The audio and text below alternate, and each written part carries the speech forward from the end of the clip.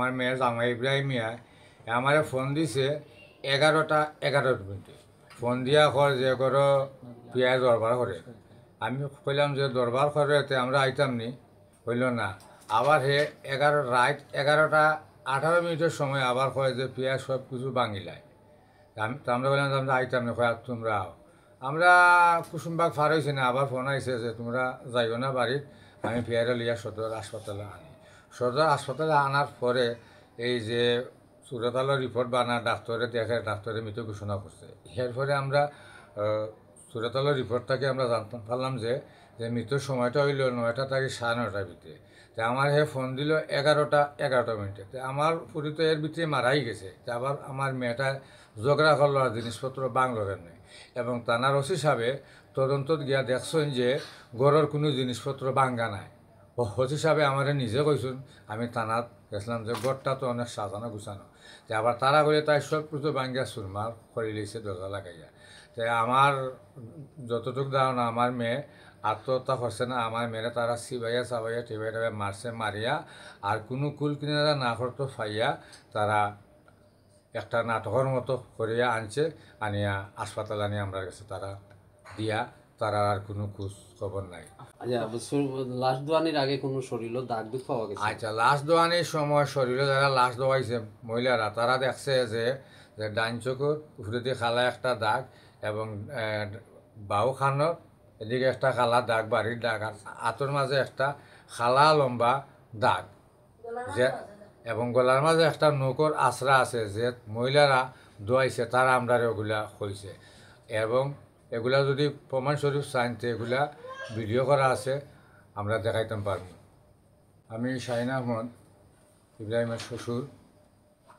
আমার মেয়েরে ইব্রাহিম মিয়ায় অনেক ফুসলাইয়া ফাসলাইয়া, অনেক জোর জবরদস্তি করে ফুসলাইয়া ফাসলাইয়া আমরা অজান্তে বিয়া করছে ভালো কথা।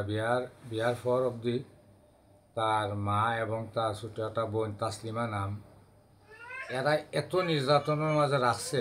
প্রতি মাসেও আমার মেয়ের কোনো যে নির্যাতনের খবর আমরা পাই না তেমন না, আমরা প্রতি মাসে একবার নির্যাতনের খবর পাই। আমরা পার্শ্ববর্তী প্রতিবেশী লইয়া আমরা যাই গিয়ে এটা সমাধান দিয়ে আই। এরপরে গত এক শনিবার রাত আমরা খাইয়া দিয়া ঘুমাইমু, ঠিক তখন 11:11 আমারে ফোন দিয়া খর যে পিয়াজ ঝগড়া করে। তো আমি বললাম পিয়াজ যদি ঝগড়া করে তাহলে তুমি তার সমাধান দো। কইল আচ্ছা। হইয়া 11:18 সময় আবার ফোন দিয়া খর যে পিয়াজ গরুর হলতা ভাঙ্গিলায়। আমরা বললাম তো আমরা আইতাম না, হয় আজ্ঞা। আমি আমার ফুয়ারে মোটরসাইকেল যুগে ফাটাইছি, ফাটানির পরে আমার ফুয়া অর্ধেক রাস্তাত গেছে না, আবার আমার ফুয়ারে ফোন দিয়ে কর যে ও তারা তোমরা সদর যাইও না, বাড়ি যাইও না, তোমরা সদর হাসপাতাল যাও। আমরা সদর হাসপাতাল যাওয়ার সাথে সাথেই দেখি তারা একটা সিএনজিত করি একটা বড় একটা কম্বল দিয়ে ফেঁসাইয়া সারা মুখ ফেঁসাইয়া আনিয়া উবাইছে। উবানির পরে আমি তো বাবা আমি সহ্য করতাম পাই না। তারা আমরা তো লাশটা তুলি দিয়ে তারা আর নাই, তারা আর দেখলাম না। পরে লাশটা আমি জরুরি বিভাগে খাটত তোলার পরে ডাক্তারে দেখুন যে মৃত। বাদে ডাক্তার সাহেব কইলে তার গার্জেন, আমি বললাম আপনাকে আমি বাবা। পরে আমরা তো আমার ওয়াইফে কান্দাকাটি, আমার ছেলেও কান্দাকাটি, প্রায় অনেক অনেক ঝামেলা। হাসপাতালে অনেক মানুষ আছে। পরে তারা আর কোনো আমরা দেখা সাক্ষাৎ পাই না। পরে পুলিশ আইলো, আইয়া রিপোর্ট করলো, করিয়া এই অবস্থা।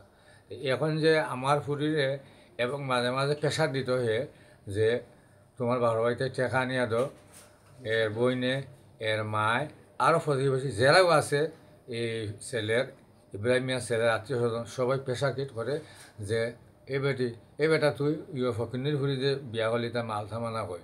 তা আমি সিএনজি চালাই, তারপরেও আমি আমার মেয়ের সুখের লাগে, মেয়ের শান্তির লাগে আমি 80,000 টাকা কিস্তি উঠাইয়া আমি একটা পিক আপও করিয়া কিছুদিন আগে আমি এই মাল সামানা দিয়ে আইছি। এখনও আমি কিস্তির টাকাটা পরিশোধ করতাম পারি না। আপনাদের কাছে আমার দাবি এটা যে আমার মেয়ের সুস্থ বিচার আমি চাই। আমার নাম হইল মোহাম্মদ শাহিন আহমদ, আমি পিয়া বেগমের আব্বা।